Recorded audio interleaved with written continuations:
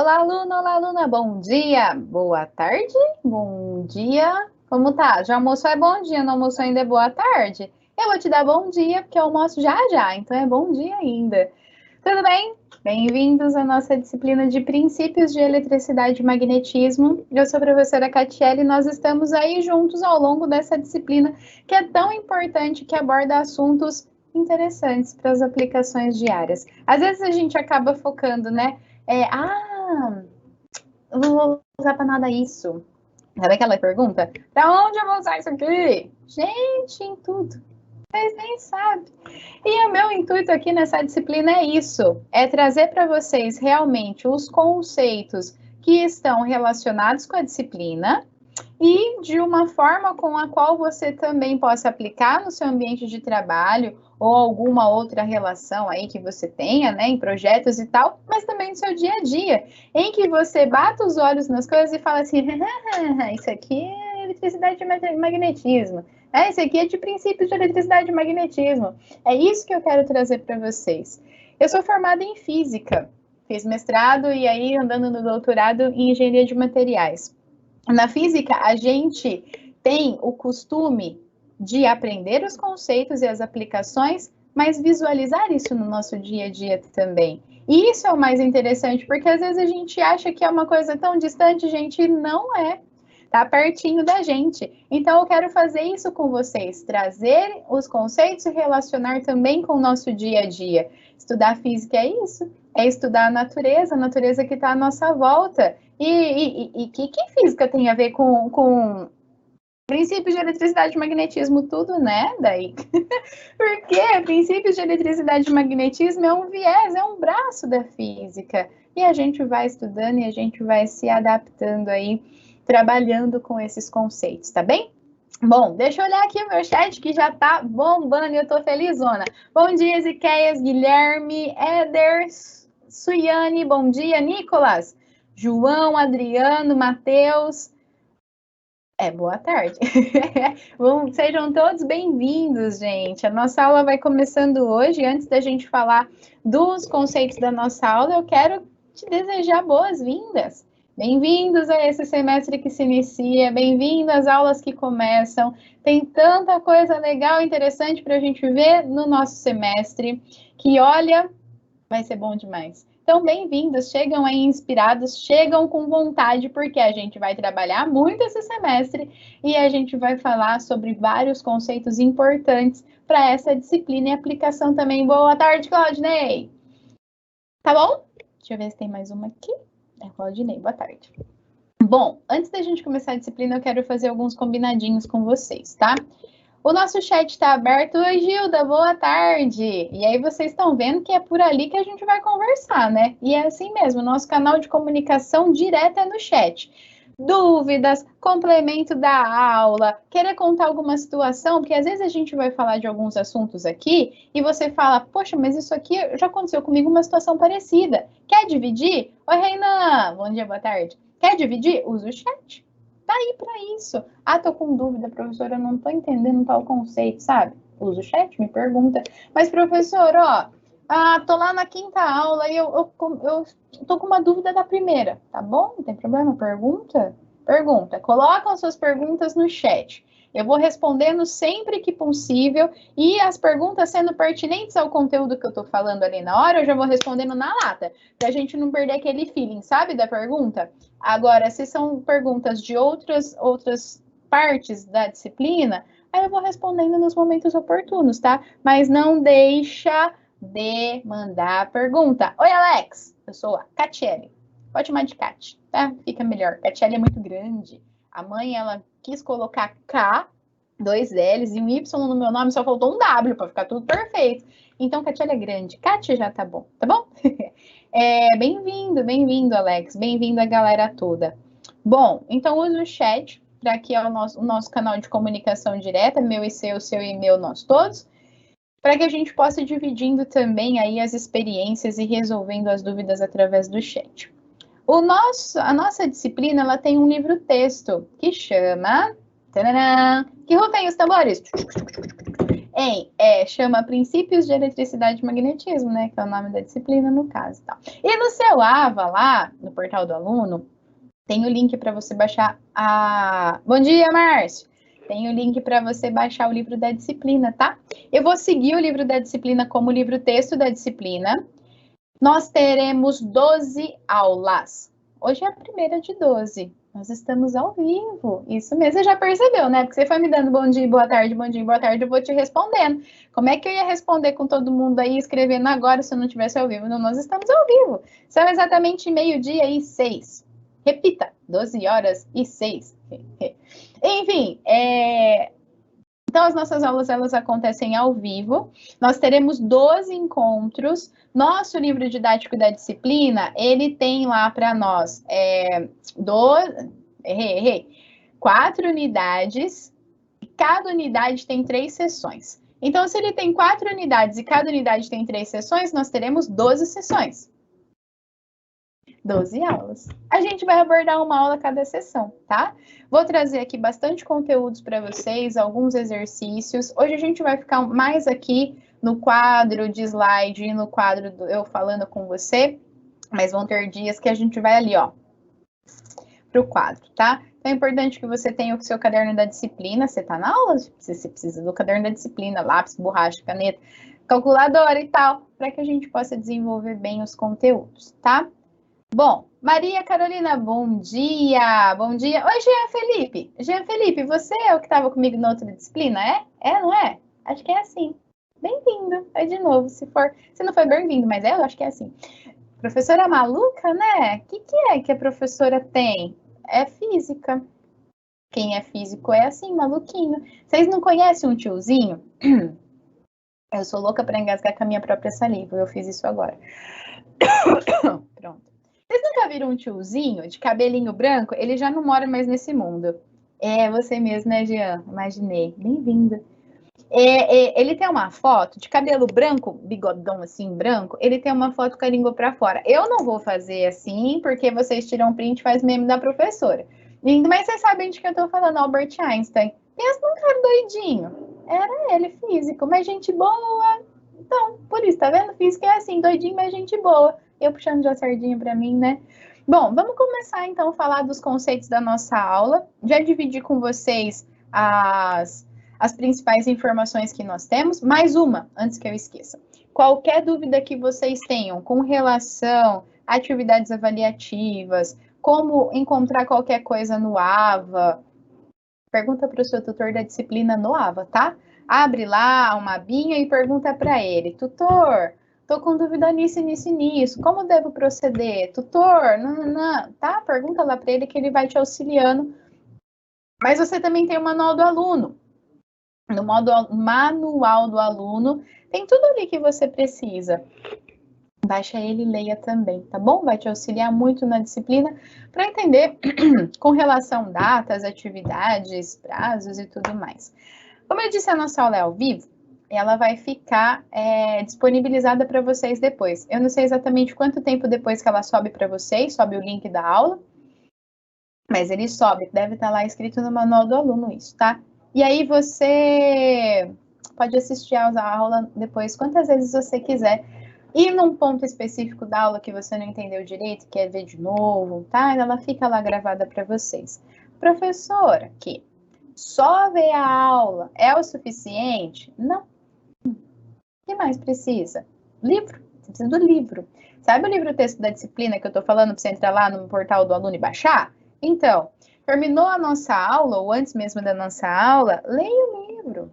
A gente vai trabalhar cada sessão uma aula.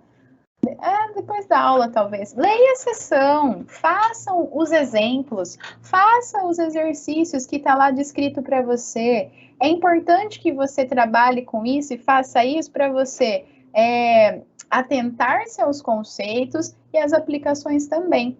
A disciplina de princípios de eletromagnetismo, ela não é uma disciplina só de conta. Nós temos muitos conceitos que nós iremos trabalhar. Tem conceitos também que você precisa saber. Então, leia o texto para que você possa aplicar esses conceitos também, tá? E entender melhor. Dúvida que você tiver, você está lá estudando, deu dúvida, anota.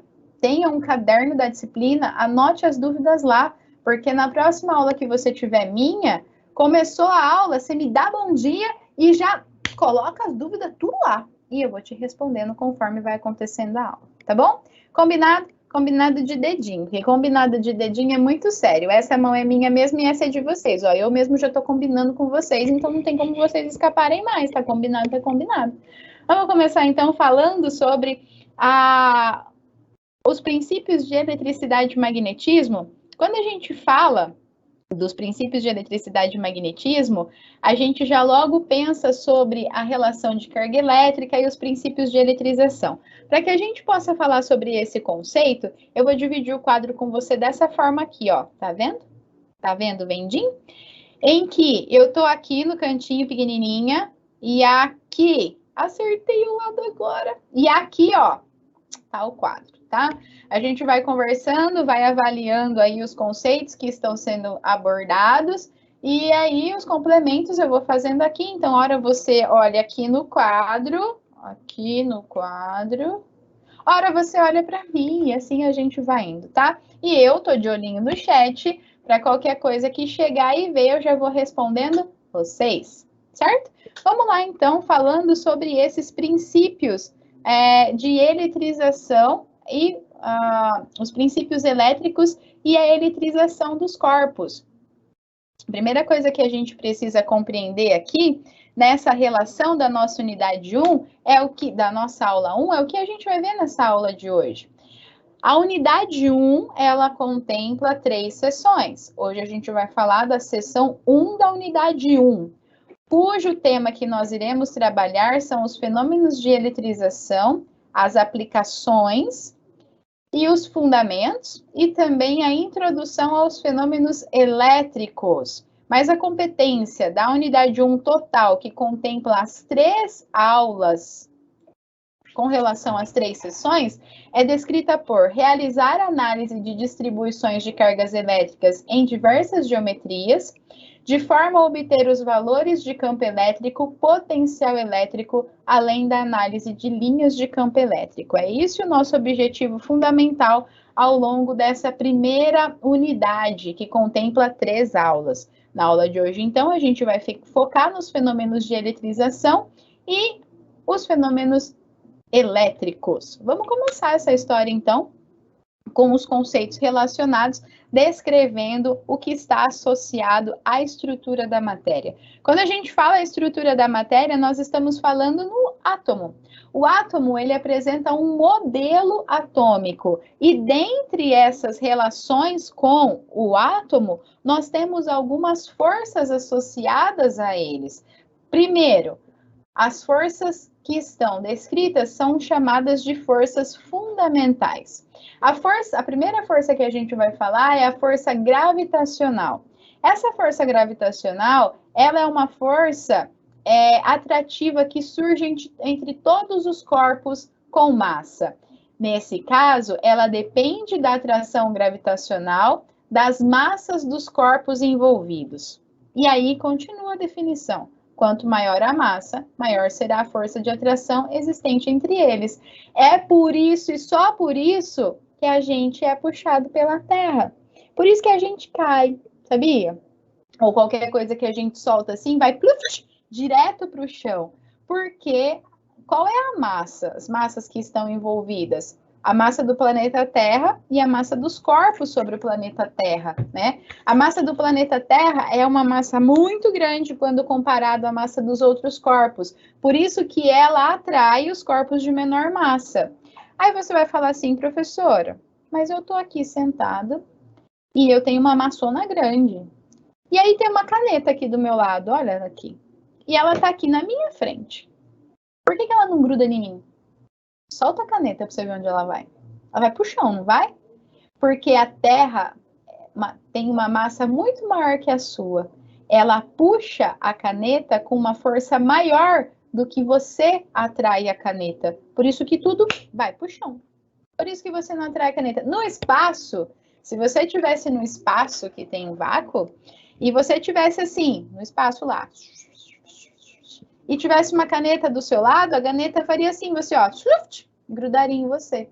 Porque, vocês estão gostando do meu sonoro, né? Tá ficando, sonoplastia tá excelente, né? Isso aqui não.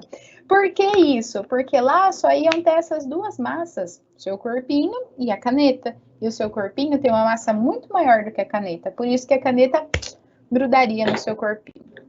Professora, aqui, a Lua, ela tá pertinho da Terra, né? Tá. Justamente por conta da força gravitacional? Sim. Mas você falou que a força gravitacional, ela é uma força de atração entre os corpos de massa, né? Sim. E que o que tem maior massa puxa o que tem menor massa, né? Sim. É justamente por isso que a Lua está pertinho da Terra, né? Sim. Por que a Lua não gruda na Terra? Por quê? Conta aí pra mim, gente. Eu vou esperar aqui. Por que a Lua não gruda na Terra, uai? Porque se a massa maior, tudo que a gente solta aqui na Terra vai tchuf pro chão. Se eu soltar o meu celular, vou fazer isso? Não. Vai tchuf pro chão. Se eu soltar a caneta, vai tchuf pro chão. Se eu escorregar, eu vou dar de cara onde? No chão, né? Por que a Lua não gruda na Terra? Manda aí pra mim, tô esperando. Oi, Eder, bom dia! Obrigada. Eu também gostaria que fosse pelo menos umas 2, 3 horas, viu? Mas a gente se encontra todo sábado. E aí? Conta aí pra mim. Um minutinho pra você contar pra mim por que a Lua não gruda na Terra. Por que a Lua não gruda na Terra? E aí? Tô esperando. Chegou? A gente chegou algumas respostas aqui. Um que é anônimo, não sei quem é. Quem é esse anônimo? Conta pra mim, eu quero saber seu nome. Outro do Luigi, Éder. É, lá tá, Éder. Exatamente isso. O Anonymous também escreveu, porque ela está em órbita. Mas o que significa orbitar em torno da Terra? Significa só chegar lá e colocar. Os satélites também estão orbitando. Sabe? A gente não usa GPS. Hoje eu vou sair daqui e eu vou passar a pegar uma marmita para almoçar. Daí eu quero ir no restaurante. Tá? Onde fica esse restaurante? Gente, eu tô inventando uma história aqui, tá? Mas é só para você entender. Vou ver no meu GPS. O GPS ele atua por satélites, certo? É só eu chegar lá e colocar ali. O Ezequias também deu a contribuição. Gosta assim, gente, vocês vão falando comigo. Não é só colocar ali. O que é entrar em órbita? É uma distância da Terra em que o corpo que está orbitando possua velocidade, cuja velocidade seja necessária para garantir que a força relacionada à velocidade esteja em equilíbrio com a força da gravitação da Terra. Por isso que a Lua não faz assim na Terra, ó, porque a Lua está com velocidade. É pelo mesmo motivo que a Terra não colapsa com o Sol, porque ela está orbitando o Sol com uma velocidade. E essa velocidade faz com que essa força gravitacional se equipare, nesse caso, com a força centrípeta do movimento. Por isso que fica essa distância. Mas se a Lua parasse de se mover, se ela perdesse essa energia de órbita, essa velocidade de órbita, eu falei errado, se ela perdesse essa velocidade de órbita, ela ia colidir na Terra. Ela realmente ia grudar na Terra.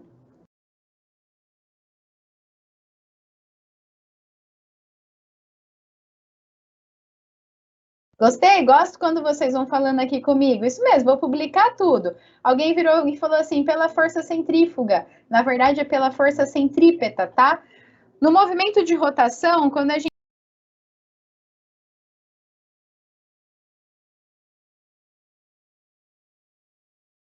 está trabalhando aí com esse movimento circular, o que faz o corpo continuar no movimento circular é a força centrípeta, porque ela joga o corpo para o centro do movimento circular. A força centrífuga também é atuante, só que ela faz com que o corpo saia pela tangente.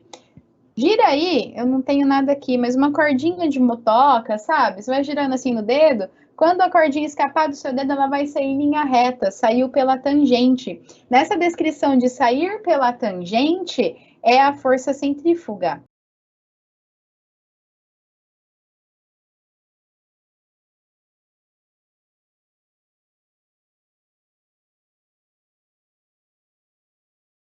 É a força que expulsa o movimento ali da região circular. É por isso que a nossa máquina de lavar tem uma opção que chama centrifugar. Porque quando a gente gira a roupa, as partículas de água que estão dentro da roupa, elas são expulsas pela tangente. E aí a roupa ela sai com menos água. Ela não sai seca, porque não tem... Eu não estou falando que é uma secadora, mas sim a opção de centrífuga. E quanto maior essa velocidade de giro, mais a força centrífuga atua, mais as partículas de água são expulsas daquele movimento. Por isso que a gente tira a roupa de lá úmida e não pingando água. Jailson, bom dia! Posso sim. Ele falou, professora, pode explicar novamente a questão da órbita? Posso. A órbita, a gente vai ver aqui na disciplina campos elétricos e campos magnéticos. Eles são equidistantes do centro de algum material. Isso a gente vai falar para situações de eletricidade e situações de magnetismo. Para a situação gravitacional não é diferente. Peraí. Se nós temos aqui o planeta Terra, ó que lindo meu planeta Terra, ó. Viu? Eu desenho demais, né, gente? Fala aí. Oh, sou ótima desenhista. Em volta, eu tenho regiões circulares equidistantes ao centro da Terra, onde é possível algum outro material orbitar, ou seja, estar aqui em volta do planeta, ficar em volta do planeta. Mas como isso pode acontecer? Desde que ele tenha uma velocidade descrita no seu movimento suficiente para garantir que essa força proveniente da velocidade de rotação, que é a força centrípeta, se anule com a força gravitacional que a Terra puxa, no caso da Lua, por exemplo. Eu tenho a força centrípeta e eu tenho a força de atração da Terra. Nesse caso aqui, elas precisam se equilibrar. E esse equilíbrio garante que o corpo orbite em torno da Terra. Por isso que os satélites, quando são lançados, eles precisam ser lançados e saírem da atmosfera com uma velocidade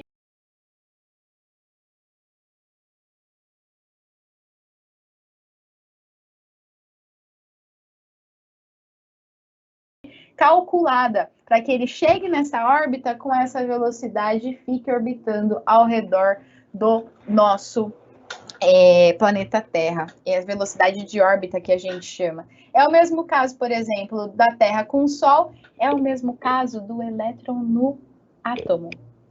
O átomo ele é formado de prótons, nêutrons e elétrons, né? E aí, eu já vou falar disso melhor com vocês, mas aí lá no centro ficam os prótons e em volta os elétrons. Porque positivo com negativo não é para juntar? Pá! Mas não junta. Porque o elétron tem velocidade. Então, ele fica orbitando em torno do núcleo com essa velocidade. Se caso ele para, colapsa, tá?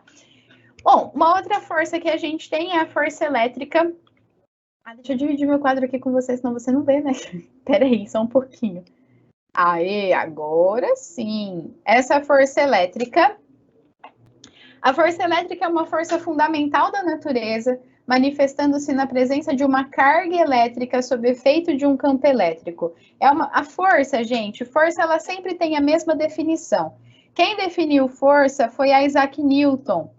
Isaac Newton, ele definiu força como aquilo que provoca ou altera o movimento de um corpo, podendo causar deformação ou não. E dependendo de como ele causa esse movimento, a gente pode chamar o tipo de força que é atuante. A força elétrica é devido ao movimento das cargas elétricas, tá?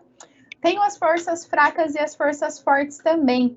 As forças fracas explicam os processos de decaimento radiativo, tal como o decaimento beta-nuclear, o decaimento do píon, do muon e de várias partículas estranhas. E as forças fortes, elas são responsáveis pelos fenômenos que ocorrem a curta distância no interior do núcleo atômico. A estabilidade nuclear está associada a essa força. Ali no núcleo eu tenho várias partículas positivas próximas umas das outras, mas elas continuam unidas, mesmo com a repulsão, devido a essas forças fortes, a essas forças nucleares que são atuantes aí no núcleo do elemento estrutural, ou seja, de um átomo. Quando a gente fala em átomo, nós estamos falando aí, deixa eu dar uma olhada aqui no chat rapidinho, aí. Quando nós estamos falando em átomo, nós estamos falando da estrutura elementar da matéria.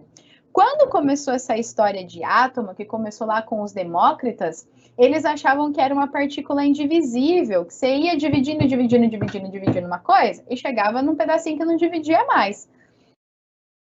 Aí, eles pensavam também que cada coisa tinha o seu átomo específico. Por exemplo, um ser humano tinha o átomo do ser humano. Eu ia falar um bacon, mas não, vamos falar um vegetal. Um brócolis tinha o átomo do brócolis, sabe? A árvore que dá flor rosa tinha um átomo da árvore que dá flor rosa. E aí depois, e assim sucessivamente. Depois de um tempo eles foram descobrindo até chegar... eu esqueci o nome do cientista. Droga. Já eu falo dele melhor para você. Até chegar nesse cientista aí, em que ele viu que tinham-se vários tipos de átomos, que ele chamou de elementos atômicos, em que tudo era formado a partir desses elementos atômicos. Um ia ser diferenciando do outro pelo número de prótons que tinha no seu núcleo e o número de elétrons que tinham orbitando sobre ele. Para um elemento neutro, nós temos aí que o número de prótons é igual ao número de elétrons. E quando esses prótons, esses átomos, eles estão em ligação química, o número de prótons ele não é modificado, mas o número de elétrons sim, tá? A energia para que a gente mude um próton do lugar, ela é absurdamente alta. Por isso que os processos de fissão nuclear são altamente energéticos e perigosos, porque é uma energia que a gente não tem ideia do seu tamanho e da sua extensão. Olha a galera falando aqui comigo. É o Linus Pauling? É o Lavoisier? Qual que é o nome do cientista? Não, não é nenhum desses não. Mas... Ai, gente, eu sou muito ruim de nome. Mendeleev. Esse cara aí, Mendeleev, ele foi um químico muito importante e quando ele começou a estudar os átomos, já tinham-se essa descrição sobre átomos, elementos estruturais já definidos e ele queria, de alguma forma, colocar esses elementos numa tabela. E foi Mendeleev que conseguiu estruturar esses elementos numa tabela periódica. Não lembro agora qual é o nome do cientista que falou que tinha uma quantidade de elementos químicos e eles todos foram criados no Big Bang. Mas me lembra que na próxima aula eu falo com vocês e eu trago um texto para que vocês possam ler mais sobre isso também, tá? Quando a gente fala nesse modelo atômico, ele começou com essa ideia de ser individual, de ser a última parte da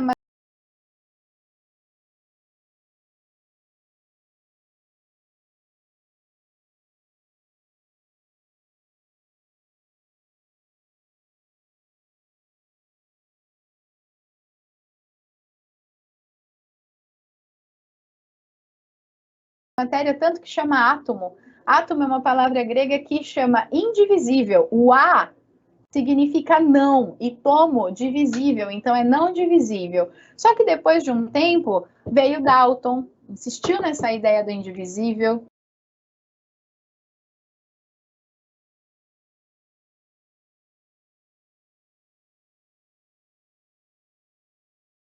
Depois veio o tal do Thomson. Aí ele falou, já não é indivisível. Nós temos partículas positivas e nós temos partículas negativas. Veio o Rutherford e falou que essas partículas positivas estavam juntas e as negativas separadas. E aí veio Bohr. Bohr veio com a sua ideia do modelo atômico que nós temos hoje. Ele complementou a ideia de Rutherford, que é o modelo atômico de Niels Bohr, que a gente tem como definição, que fala também, além das camadas de distribuição do nosso elétron orbitando em torno do núcleo, também em quantização de energia, que essas camadas são camadas discretas. Cada uma delas tem uma energia característica para esse processo.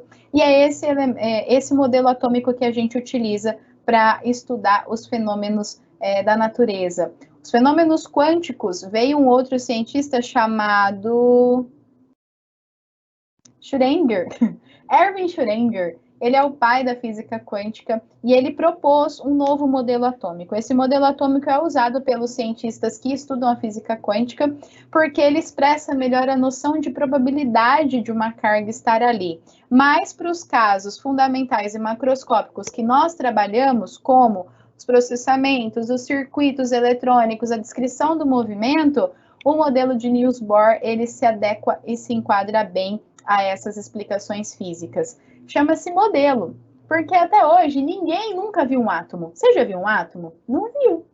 Não viu?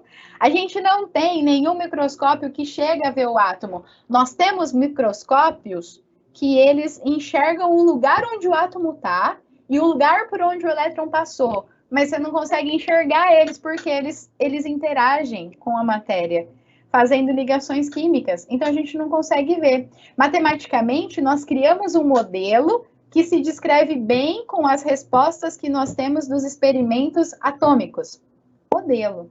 Não sabemos se realmente é desse jeito, mas matematicamente se descreve bem ou se retrata bem essa noção aí de como um átomo pode ser representado. Quando a gente fala sobre a carga elementar, nós dizemos que ela é quantizada. Isso significa que elas sempre aparecem na natureza em pacotinhos, e múltiplos desses pacotinhos que determinam o seu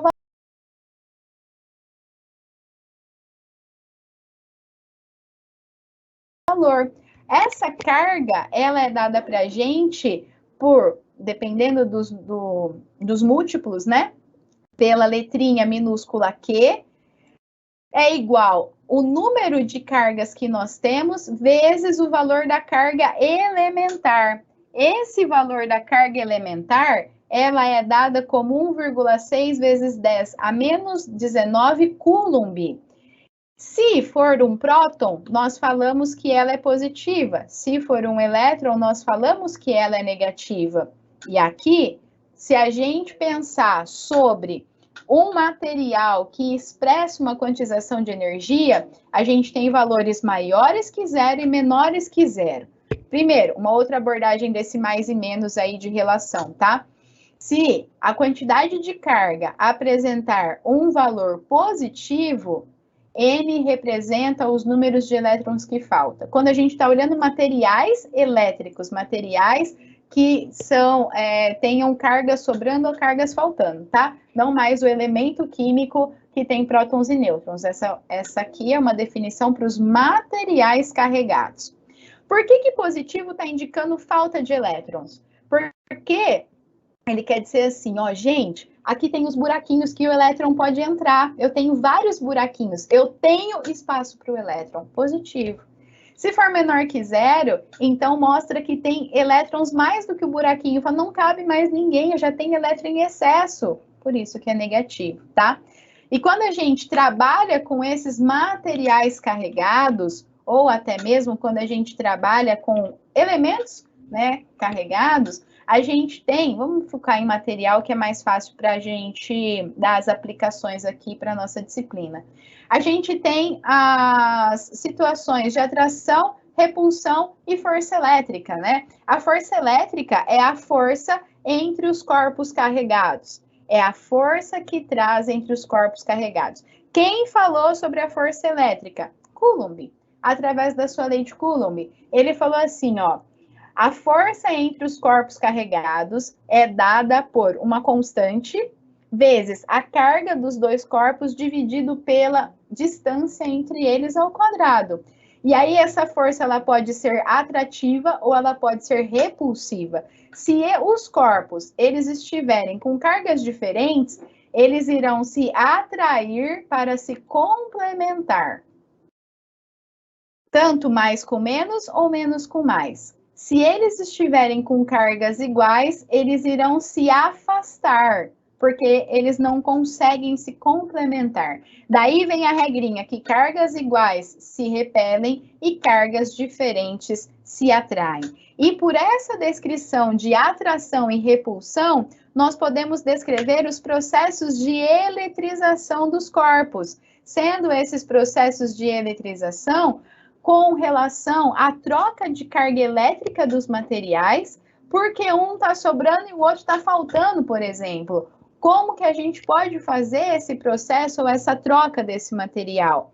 Bom, nós temos que a eletrização é um fenômeno em que dois objetos, quando atritados, admitem carga elétrica. Devido ao atrito, um material transfere alguns elétrons da eletrosfera de seus átomos para outro material. Quando dois materiais são atritados, é possível prever qual será carregado positivamente e qual será carregado negativamente. Para isso, basta consultar uma chamada de série triboelétrica, que distribui os materiais de acordo com o seu potencial aí de interação de eletrização. Alguns exemplos relevantes envolvem vidro e lã. Agora, nessa época de um tempo mais seco, esse tipo de eletrização que a gente está falando é eletrização por atrito, tá? Agora, nessa época mais seco, tava frio, não tava? A gente passou por um inverno aí agora. Eu acho que a gente ainda tá no inverno, não tá não? Gente, colocar roupa de lã, minhas blusas até chegavam a estralar. Porque nesse atrito tinha aí a troca de cargas. Eu dava choque à torta direita. Porta do carro, nas portas, nas maçanetas, era choque atrás de choque. Tinha hora quando eu ouvia as minhas blusas de lã estralar, elas ficam... Eu chegava nos amigos assim e encostava, sabe? Sabe quando você vai cumprimentar agora? Porque na pandemia você não pode mais cumprimentar de abraço, beijo e tal. Você vai cumprimentando de cotovelo, assim, é o melhor que tem para dar choque nas pessoas. Você vai deseletrizando. Isso tudo é eletrização por atrito, tá? Em que você esfrega o material no outro e aí um corpo perde carga, o outro corpo ganha carga. É muito rápido isso que acontece e você tem que garantir que tenha pouca interação, porque como nós temos uma atmosfera cheia de elementos químicos, a gente vai acabar recuperando essa falta ou esse excesso de elétrons devido à eletrização. Tem um exemplo muito legal de eletrização por atrito que você pode fazer aí na sua casa. Pega uma folha de papel, seja ela qual for, depois você faz, tá? Pica ela bem pequenininho. Pica ela assim, ó. Peraí. Eu sei que é bem pequenininho. Deixa eu mostrar para você que tamanho que é. Ó. Dá para ver? Vou sair da frente. Ai, caiu, gente. Caiu tudo aqui. Ó. Fica assim bem pequenininho, tá? E aí você faz uma montanha desses papeizinhos. Pega uma caneta, de preferência a caneta do tipo Bic. Elas são melhores, né? O acrílico delas conduzem mais quando atritados. Troca mais elétrons quando atritados. Pega a pontinha dela, não essa parte aqui de baixo da caneta. A caneta do tipo Bic é melhor. Aqui a partinha de cima. Aí você esfrega assim no couro cabeludo, ó. Bastante. Cuidado para não machucar. Esfrega com cuidadinho. E aí você vai... Aqui não vai dar certo aqui para você ver. Essa caneta que eu tô não é boa. E a câmera não vai filmar direito. Mas espera aí, vamos tentar. Quem sabe, né? Aí você não enxerga nem o papel, gente. Espera. Viu? Você conseguiu ver? Ah, vou fazer de novo. Eu não consegui ver porque eu fiquei olhando a... E fica preso aqui. Eu fiquei olhando a caneta, ó.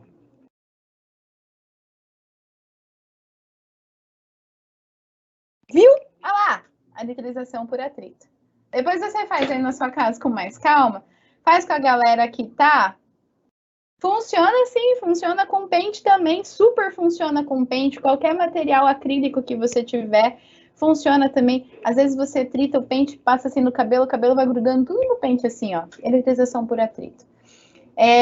Eletrização por contato também ocorre, e eu vou falar sobre isso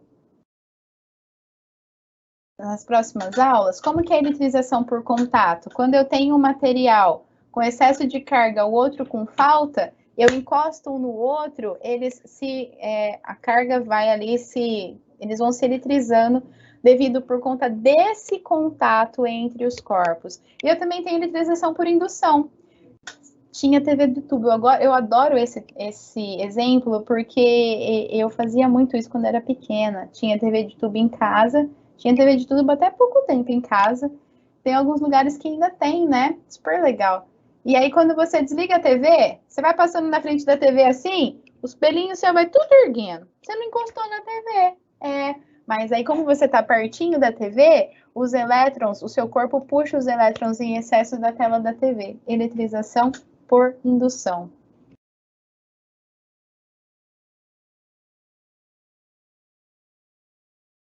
Ah lá, já estão dando spoiler do que fazia nas escolas, ó. Que bom que deu para ver. Vamos ver um exercício aqui rapidinho do cálculo da quantidade de carga? Vai tirando o print aí que depois você pode fazer esse exercício com mais calma, tá?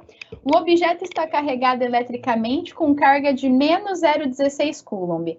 Dessa forma, quantos elétrons são responsáveis pela carga elétrica do objeto e qual o valor, esse valor correspondente é o número total de elétrons no objeto? Então, se eu quero saber qual é a carga total, eu sei qual é a carga total, não, qual é o número de elétrons, eu sei a carga que está sobre ele, o número da carga elementar, eu tenho que descobrir N, qual é o número total de elétrons que corresponde a essa carga. Tira um print aí também, para que você depois possa fazer com mais calma esse exercício.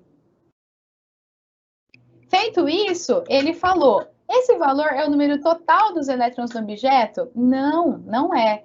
Os elétrons que constituem o objeto, eles estão nos átomos. Esse que é a relação dos prótons e elétrons. Esse é uma carga extra de elétrons que tem no corpo.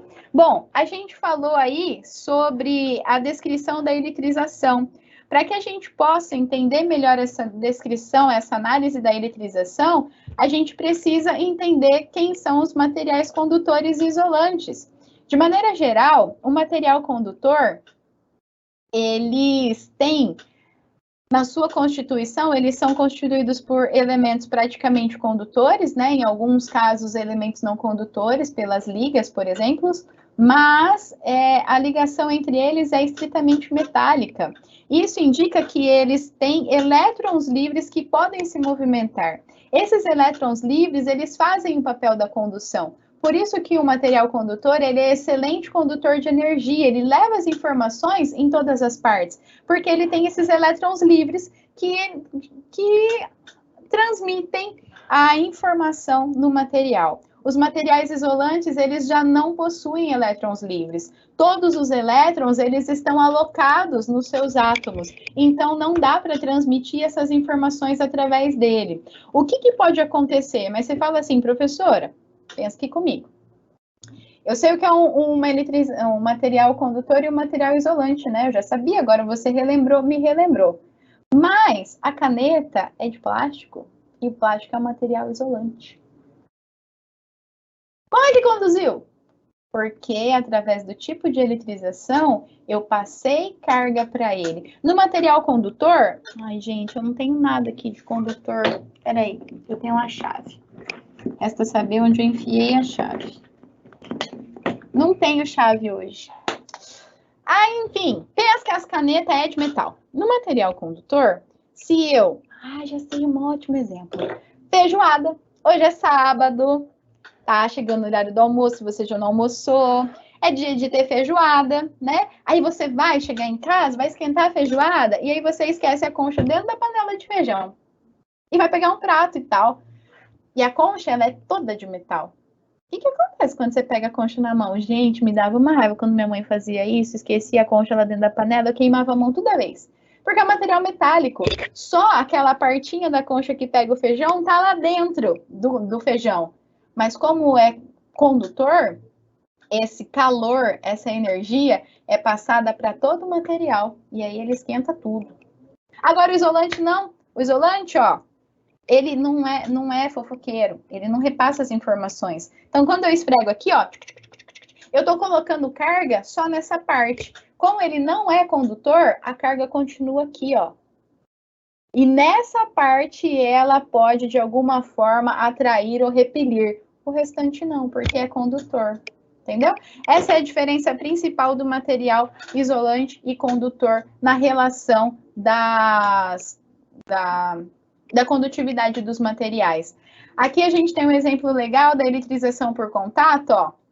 Eletrização por contato é o gerador de Van de Graaff, esse negócio aqui. Esse gerador, com certeza, você já deve ter visto.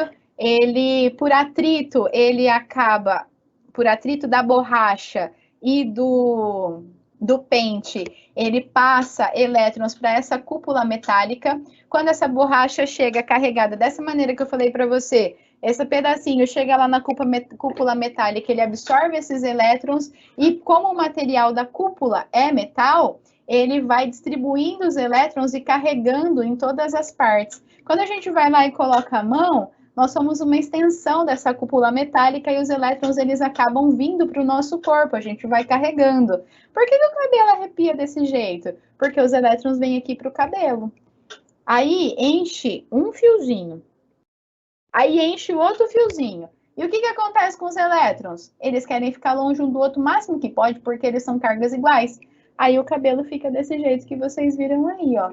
Como que eu deseletrizo? Pisa no chão, na terra, aí você volta a ser neutro, ou carga neutra, ou você vai no cotovelo com o colega que dá um choquinho, né? O Éder falou assim, professora, tem uns vídeos muito bons no Ciência em Show. Tem mesmo. Depois vocês acessem lá a página dele, Ciência em Show. Tem uns vídeos fantásticos que explicam isso. Outro canal muito legal, Manual do Mundo. Eles também explicam muitas coisas sobre isso. Gente, vale a pena acessar. É bem legal. E aqui nesse outro GIF, nós temos a eletrização por contato aqui e aqui por indução, ó. Eletriza a bola e agora ele repele a outra por indução. Isso é muito interessante, isso é muito legal para que a gente possa compreender bem essa relação entre os tipos de eletrização.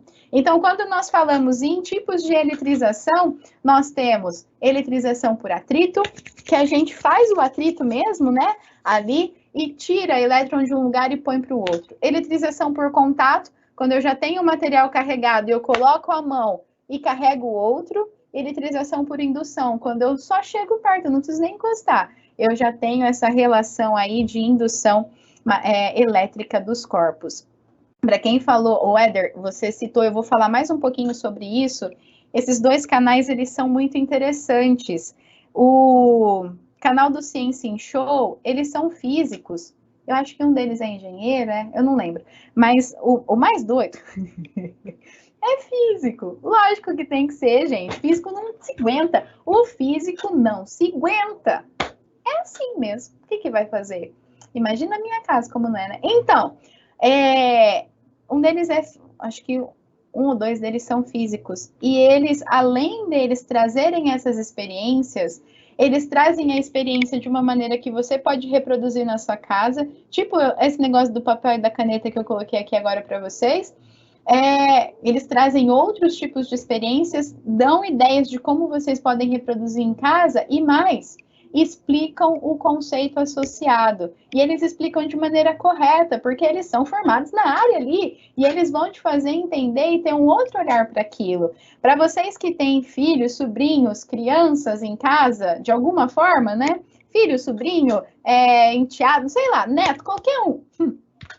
É muito legal para fazer com as crianças.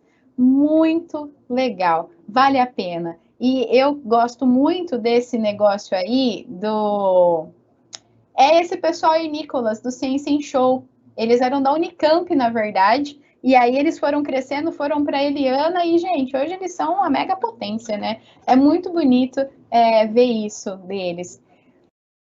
As faculdades, elas têm mesmo que agora na pandemia tudo ficou mais difícil, mas elas têm mesmo os programas que fazem esses experimentos, é bem legal. E quando você faz com as crianças esses experimentos, você começa a criar nelas vontade de aprender, vontade de entender mais. E a gente está precisando de pessoas que queiram buscar conhecimento, né? Por que não brincar com elas e ensinar a ciência junto? Você vai lá, assiste, aprende e faz em casa com as crianças, ou com os adultos mesmo que está em casa. Eu faço arte em casa com qualquer um que estiver lá, assim, para a gente fazer essas experiências malucas. Tem bastante coisa legal lá, dá uma olhada. O pessoal do Manual do Mundo também é fantástico. Ele e a esposa, começou só com ele, depois aí ele trouxe a esposa dele também, faz muita coisa legal. Principalmente focado em física e em química. Esse para o pessoal do Sensei Show, e o pessoal do Manual do Mundo, eles vão para outras áreas também, da engenharia e tal. É bem legal, gente, vale a pena vocês darem uma olhadinha. No desenvolvimento das aulas, eu vou trazendo alguns softwares para vocês também darem uma olhada nesses experimentos. Mas vai na minha frente, que semana que vem eu começo a aula com ele. Tem um software chamado, não é software não, é uma página da internet chamado PHET, P-H-E-T.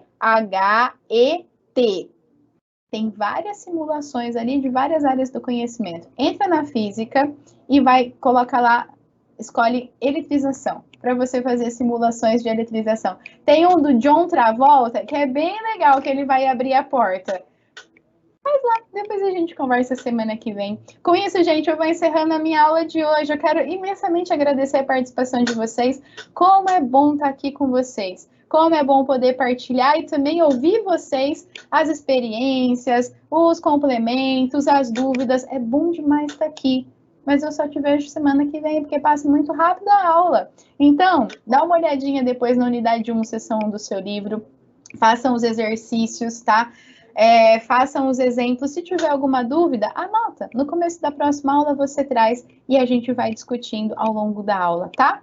Te vejo na próxima aula. Um ótimo sábado, um excelente domingo, uma excelente semana que vai chegando por aí, vai se iniciando. Eu te vejo sábado que vem. Até lá. Tchau, tchau.